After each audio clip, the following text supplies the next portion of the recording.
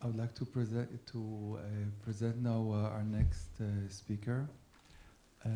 Dr. John Mills is a philosopher, a psychoanalyst and psychologist in private practice and professor of psychology and psychoanalysis at the Adler Graduate Professional School, Toronto.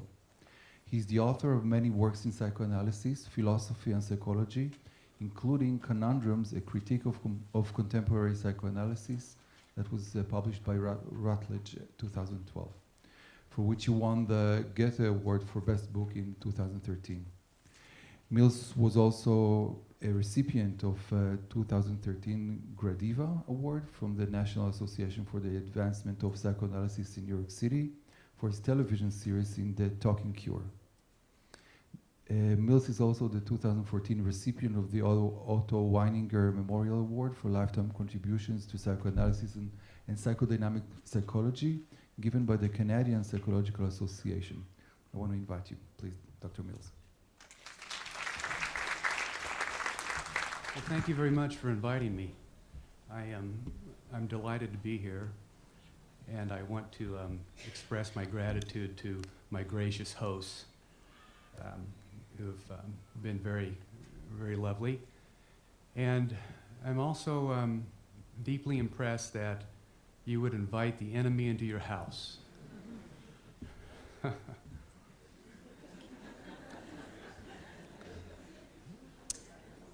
I'm being facetious, but I do hope not to disappoint, and that I will provide some critique of the relational movement.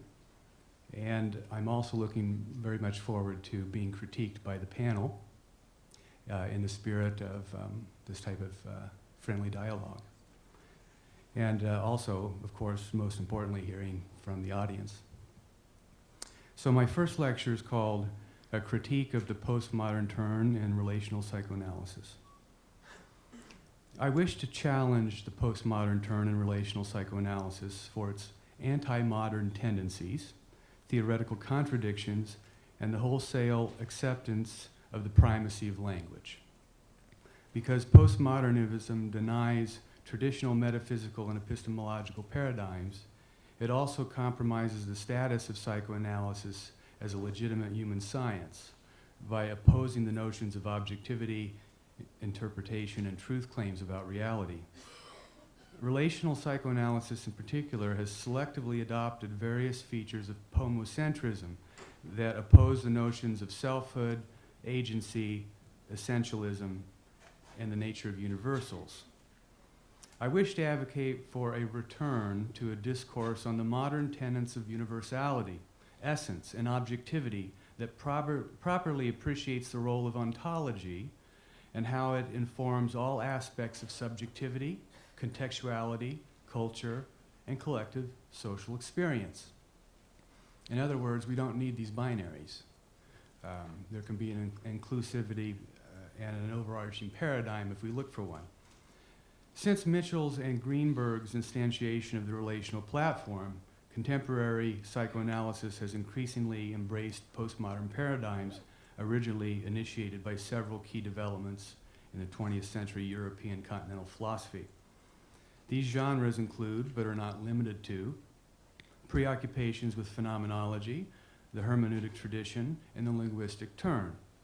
Among these postmodern assumptions are the abnegation of the Enlightenment modern notions of rationality, objectivity, epistemic certainty, truth, universal absolutes, individuality and free will, and positivist science, just to name a few. What we see abundant today in the analytic literature are constant references to relatedness in lieu of intrapsychic life, an emphasis on intersubjectivity over internality, constructivism versus discovery, context and perspective rather than universal proclamations, contingencies contra absolutes, skepticism over certainty, consensus, not truth, and conscious experience over the primacy of unconscious mentation. And with this new addition to the history of psychoanalysis comes a swing of the pendulum away from the precepts that characterize the sciences and modern philosophy and everything they stand for, namely, claims about the nature of reality, universal laws, objective methodology, logical coherence, epistemological standardization, and truth. As a psychoanalyst, philosopher, and relational practitioner, I have a great deal of respect for how relational psychoanalysis has created a permissible space for questioning and revamping the theoretical and technical conventions passed down from previous generations. Nowhere do we see such a forceful reformation in psychoanalytic practice since Kohut. Indeed, such rehabilitative approaches in the consulting room are perhaps the greatest accomplishments relational psychoanalysis offers our discipline as a whole, a subject matter I will address later this morning. But regardless of these advances, on the theoretical side of things, relational psychoanalysis at times lacks philosophical sophistication. What I believe is fundamentally problematic in much of the relational literature is its implicit and naive adoption of the postmodern term. In its efforts to justify its viability as a behavioral science through engaging the humanities, and without having to adopt the stringent criterion of mainstream empirical science, contemporary psychoanalysis seems to have jumped on the postmodern bandwagon without considering the consequences. In some instances, contemporary writers use the term liberally when they have no firm grasp of what they mean by postmodernism to begin with. Postmodern sensibilities are arbitrarily applied to literature, art, politics, feminism, spirituality, gender and queer theory, even architecture, each having radically different meanings and contextual variations depending upon which discipline you consult. The same arbitrariness and slipshod propositional assertions are being made today within the contemporary psychoanalytic domain, often under the guise of scholarship, passed off as legitimate philosophical justification when the merits for such justification are suspiciously dubious to begin with. I hope to persuade the audience that relational psychoanalysis is in need of theoretical restoration if it plans to prosper and advance. Postmodernism is not the answer. In fact, postmodern principles threaten the established tradition of psychoanalysis as a legitimate behavioral science, as well as a theoretically refined contribution to the humanities. And they have practical and political consequences for our discipline. Because postmodernism is a loosely assembled body of disparate theories, replete with contradictions, it becomes a philosophical embarrassment when annexed by relational writers who use postmodern propositions selectively to champion their cause. One indelible problem is the nature and meaning of universals that are flippantly disregarded by postmodern relationalists. Another is the anti-metaphysical and anti-epistemological frameworks that tacitly govern postmodern politics. Moreover, the ontology of the unconscious, self-experience, freedom, will and agency, moral absolutes, and the existence of an autonomous self become eclipsed by postmodern commitments. My contention is that relational psychoanalysis has everything to gain by returning to a modern discourse on the explication of universals that allow for particularity and contextual complexity. Not that that's opposed. It may do so while avoiding the pitfalls associated with postmodern proclamations that ultimately stand for categorical refutation, relativism, and nihilism under the political contradictory guise of affirming a particularly biased agenda, itself, ironically, the very thing it wishes to negate. The word postmodernism is so ambiguous that it has virtually become a meaningless term. What exactly do we mean by it? And what is its burgeoning role in psychoanalytic discourse? The lure of postmodernism is widely attractive because it explains the hitherto unacknowledged importance of the analyst's interjected experience within the analytic encounter, displaces the notion of the analyst's epistemic authority as an objective certainty, highlights contextuality and perspective over universal proclamations that apply to all situations regardless of historical contingency, culture, gender, or time, and largely embraces the linguistic narrative turn in philosophy.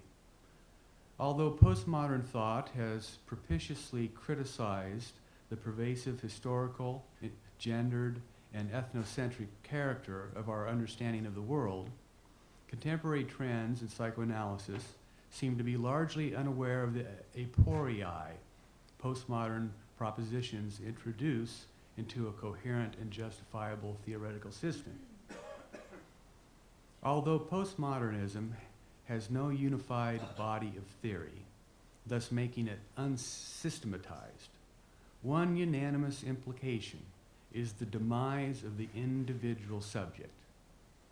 Postmodernism may be generally said to be a cross-disciplinary movement, largely comprising linguistic, post-structural, constructivist, historical, narrative, deconstructivist, and feminist social critiques that opposed most Western philosophical traditions.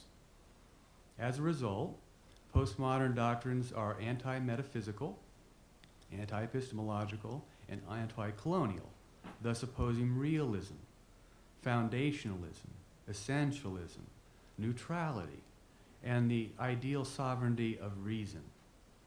In this respect, they may be most simply characterized by negation. Although postmodern sensibility has rightfully challenged the omnipresence of historically biased androcentric and logocentric interpretations of human nature and culture, it has done so at the expense of dislocating several key modern philosophical tenets that celebrate the nature of subjectivity, consciousness, scientific discovery, and the teleology of the will. Consequently, the transcendental notions of freedom, liberation, individuality, personal independence, authenticity, and reflective deliberate choice that comprise the essential activities of personal agency are altogether disassembled. What all this boils down to is the dissolution of the autonomous rational subject. In other words, the self is anesthetized. Postmodernism has become very fashionable with some relationalists because it may be used selectively to advocate for certain contemporary positions, such as the co-construction of meaning and the disenfranchisement of epistemic analytic authority. But it does so at the expense of introducing anti-metaphysical propositions into psychoanalytic theory that are replete with massive contradictions and inconsistencies. For example, if meaning is merely a social construction, and all analytic discourse that transpires within the consulting room is dialogical, then meaning and interpretation are conditioned on linguistic social factors that determine such meaning. Hence, we are the product of language, instantiated within our cultural ontology. This means that language and culture are causally determinative. Donald Stern nicely summarizes the contemporary psychoanalytic platform. Quote, "This view of language, along with psychoanalytic constructivism itself, are outgrowths of the many streams of contemporary thought, philosophy of science, post-structuralism, pragmatism, and contemporary hermeneutics that join together in the one great postmodern conclusion. All experience is linguistic." Think about that. All experience is linguistic. Stern is unmistakably clear. Quote, "Language is the condition for experiencing." The condition for experiencing. If all experience is linguistic, then what becomes of unconscious mental processes? How do you account for pre-linguistic organizations that belong to the experiential world of an infant such as sentient, sensorial, and affective reverberations. If language is the ground or condition for experience, then by definition this excludes biologically based regulatory processes, such as the teleonomic and teleological pressures inherent to the drives. Here, Stern's position, by implication, apparently negates the biological sciences. The implications of such positions immediately annul metaphysical assertions to truth, objectivity, free will, and agency, among other universals.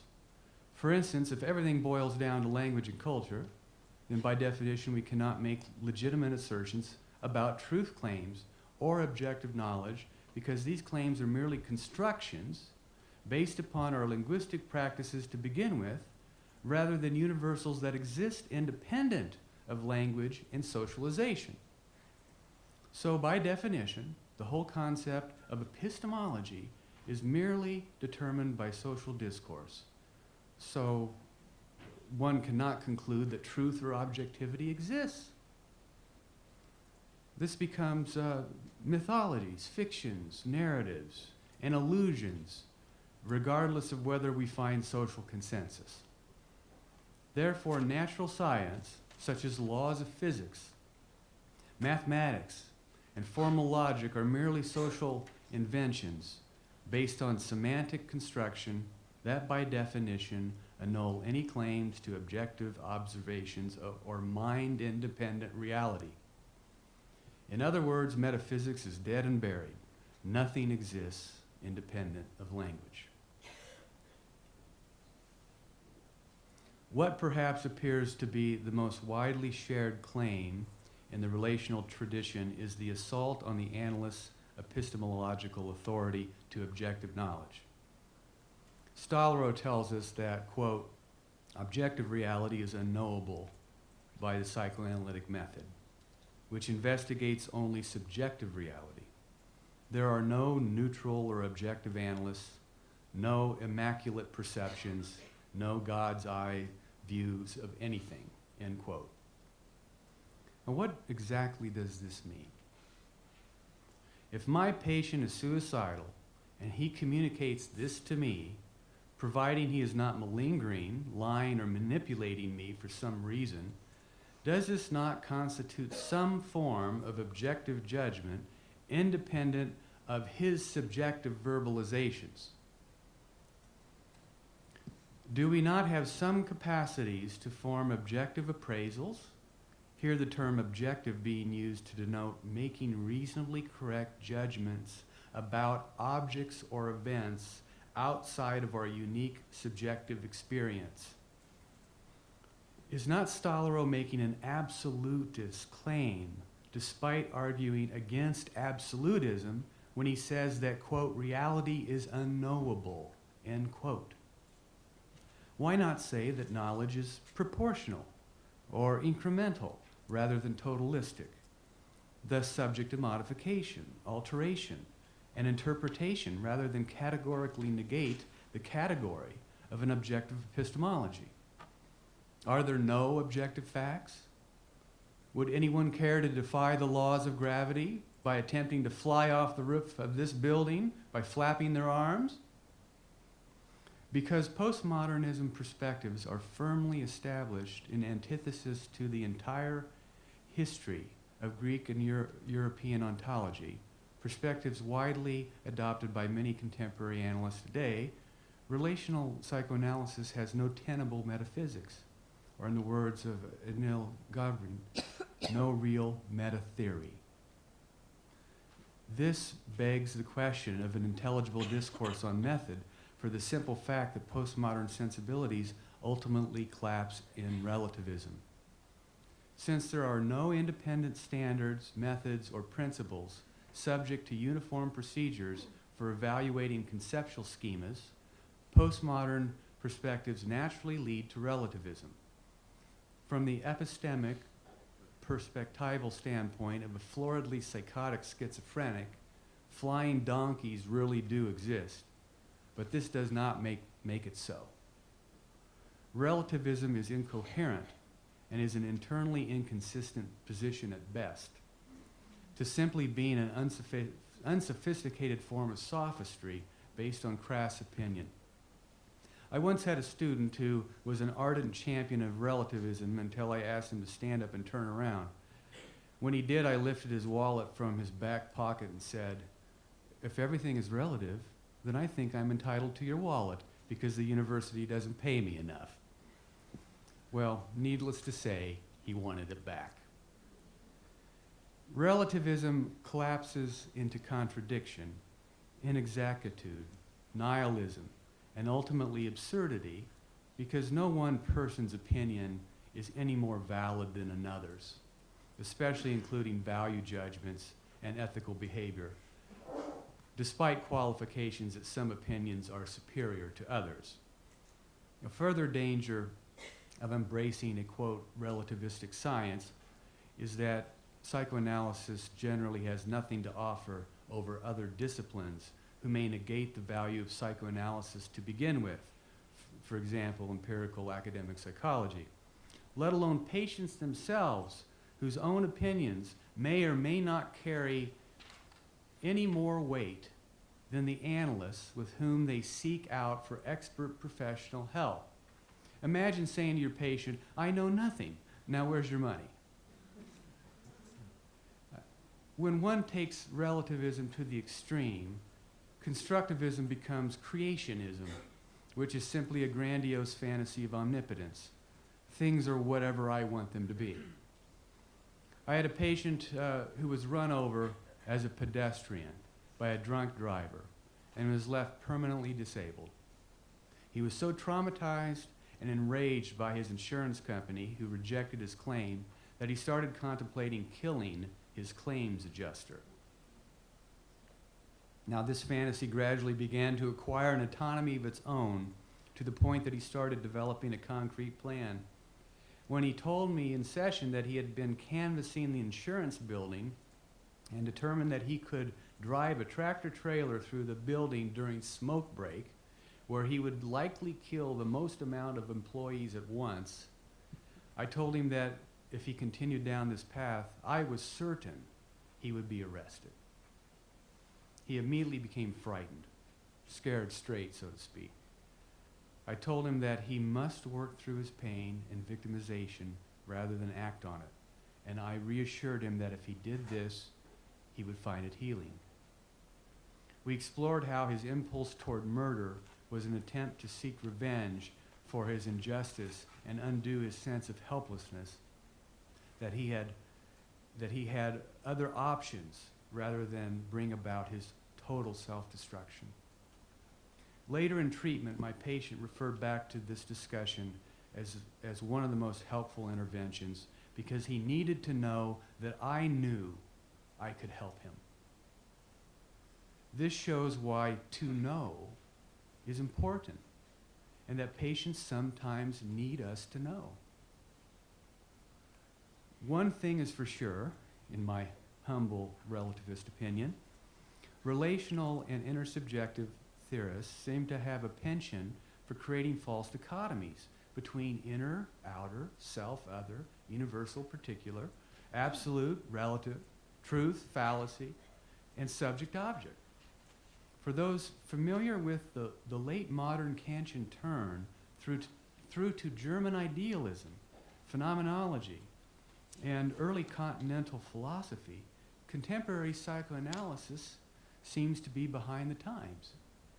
The subject-object divide has already been closed.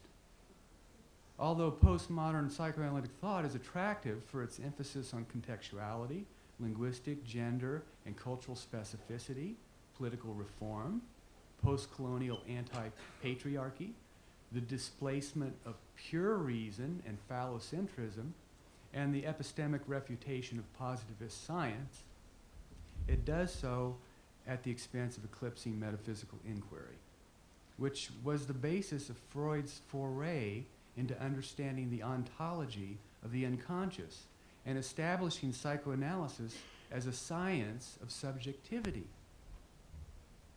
Most relational analysts would not deny the existence of an independent, separate subject or self, and in fact have gone to great lengths to account for individuality and authenticity within intersubjective space. A problem is introduced, however, when a relational or intersubjective ontology is defined in opposition to separateness, singularity, distinction, and individual identity.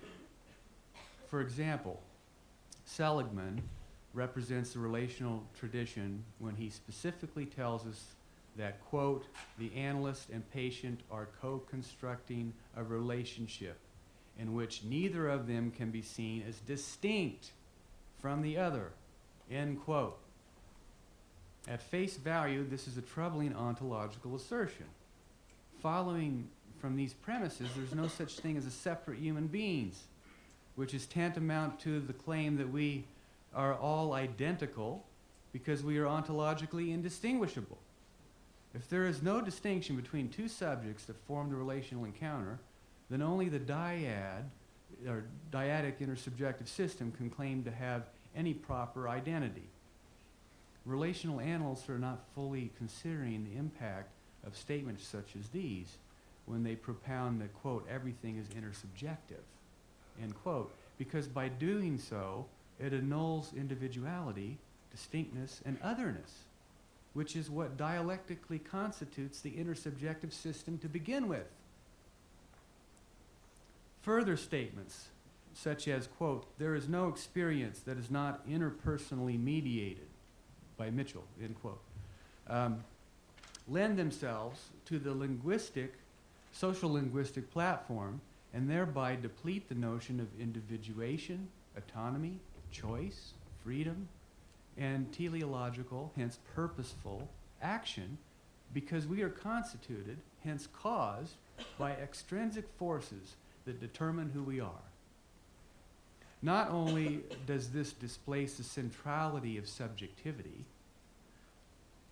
the very thing relationality wants to account for, it does not take into account other non-linguistic or extra-linguistic factors that transpire within personal lived experience, such as the phenomenology of embodiment, somatic resonance states, non-conceptual perceptive consciousness, affective life, aesthetic experience, a priori mental processes organized prior to the formal acquisition of language, and most importantly, the unconscious.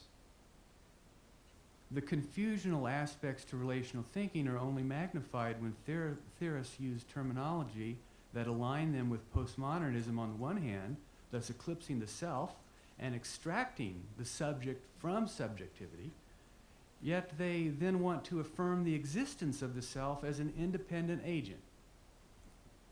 While some relationalists advocate for a singular, cohesive self that is subject to change yet endures over time, others prefer to characterize selfhood as existing in multiplicity. So rather than one self, there are multiple selves. But how is this possible? To envision multiple selves is philosophically problematic on ontological grounds, introduces a plurality of contradictory essences, obfuscates the nature of agency, and undermines the notion of freedom. Here we have the exact opposite position of indistinguishability. Multiple selves are posited to exist as separate, distinct entities that presumably have the capacity to interact and communicate with one another and the analyst. But committing to a self-multiplicity thesis rather than a psychic monism that allows for differentiated and modified self-states introduces the enigma of how competing existent entities would be able to interact, given that they would have distinct essences, which would prevent them from being able to intermingle to begin with. Postmodern doctrines have been selectively embraced by many identified minorities, or those who belong to culturally, politically, and racially disenfranchised groups, including women, people of color, ethnic, religious, and nationalist supporters, socialists, GLIPT, Q or gay, lesbian, bisexual, transgendered, queer advocates, and those who simply define mainstream society or live alternative lifestyles. These groups personify difference, and it is no wonder why they vilify the status quo. Perhaps one of the most avid opponents of postmodernism are feminists of various kinds, from the more virulent radicals to those who simply oppose the androcentric mindset that has dominated ancient thought since the pre-Socratics and Asiatics, which have in part historically informed the subjugation and political oppression of women. A similar sentiment may be found among other disenfranchised groups as well, such as the racially and ethnically encumbered, thereby informing disparate subcultures that are based on a philosophy of anti-establishment. Now, we want to be sensitive to the emotionality that often accompanies such reactionary motives to forsake antiquated philosophies, especially if they have contributed to personal, collective, or political prejudices that have directly or indirectly harmed an identified group. But we must be mindful that such positions are often based on subjective reactions to negative feelings that eclipse a more critical or logical examination of a given theoretical model. In fact, when pomocentrics profess to question the establishment by attacking, let's say, absolute truth claims, they themselves make absolute pronouncements that reinforce absolutism rather than refute it, thus devolving into a philosophy of contradiction. As I have previously argued, we may see this time and again by many identified postmoderns who wish to replace traditional paradigms for their own theoretical framework, which by definition should not carry any more weight than the viewpoints of those they criticize due to their implicit relativistic interpretations of nature and culture. In their enthusiasm to jettison foundationalist and objectivist principles inherent in essentialism, pomocentrics fail to properly understand that essentialism does not necessarily annul uniqueness or difference, but instead accounts for it within the larger parameters that define human experience. Here we may observe a confusion between phenomenology and ontology, the former being privileged and emphasized, while the latter being displaced. But how can being be displaced? Do we not exist? Are we merely a figment of our imaginations, like the postmodern ego, a fiction, illusion, or social construction? While we may surely not agree about the nature of our existence and essential characteristics, it nevertheless becomes palpably absurd to imply, let alone deny, that we exist, that we share a common ontic ground and existential structure. No sane person truly believes this. So the implications of such arguments must be motivated by ignorance or other psychological factors, such as political identifications governed by a discourse of emotion and ideology. Is there a shared common essence that motivates all human beings? If the answer to this question is no, then there can be no universals. I take for granted that different experiences shape our individual epistemologies that in turn inform our personal identities and collective identifications. And just as we are impacted by our families and society differently, we have different defenses and desires. Therefore, we have different psychologies. But this does not negate the notion of universals. Despite the fact that particular aspects of intrapsychic life may not be duplicated or identical to others' subjective experience, or that certain groups who share a certain commonality based on thrownness, sex, gender, ethnicity, race, religion, economics, political identification, or embodiment cannot be adequately compared to others, we are more fundamentally conjoined in essence than in phenomenology. This is one reason why, as clinicians, fundamentally observe universal patterns emanating from within each individual psyche, regardless of historicity, gender, culture, or race. For example, what we commonly call defense mechanisms occur in all minds and have so since the beginning of human life. Although the content may vary from person to person, from time to time, geographic location, and from skin color to skin color, the form or pattern is universal. Denial is denial no matter what is being denied. This transcends particularization. In fact, defenses are essential to human existence, without which we would all be basket cases. The same may be said for endogenous drives or biological evolutionary urges, the triba, as well as the phenomenon of transference and repetition.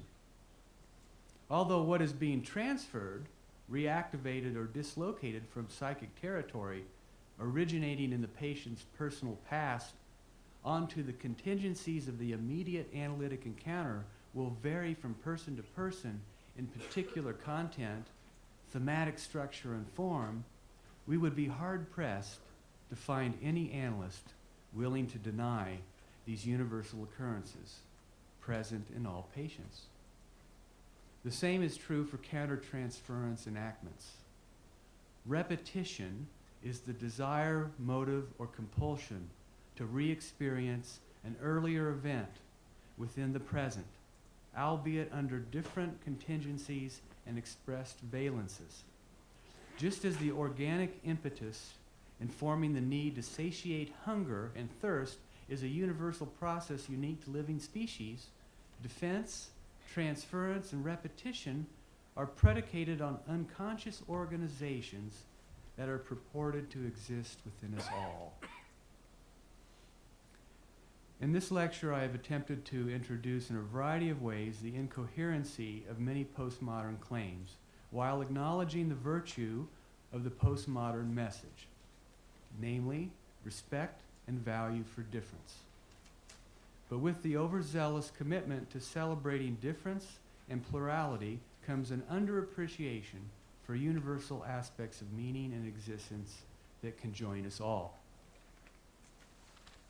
Here, contemporary psychoanalysis could profit from revisiting modernism characterized by the inherent holism that allows for the unification of difference within universality, a philosophical position that accounts for particularization within its broad metaphysical inquiry.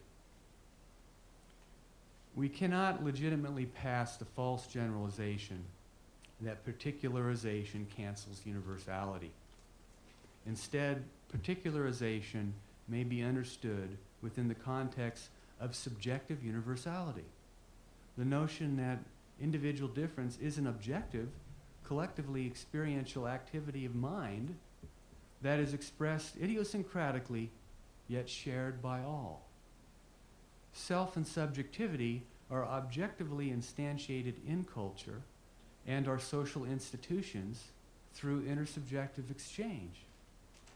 Here, the universality of subjectivity as a collection of individualized, autonomous subjects conjoined through intersubjective social engagement allows for both difference and plurality within a dynamic, complex totality of universality, unification, and generality. Singularity is individuated, yet belongs to the whole. Unless one is a misanthrope, disturbed, traumatized, or deranged, all people deep down want to be happy, experience peace, to flourish or prosper, to beget or create, to have a family or be part of what a family signifies: love, acceptance, empathy, validation, recognition, the very fabric of the relational platform. And here enters the wisdom of what relationality truly has to offer.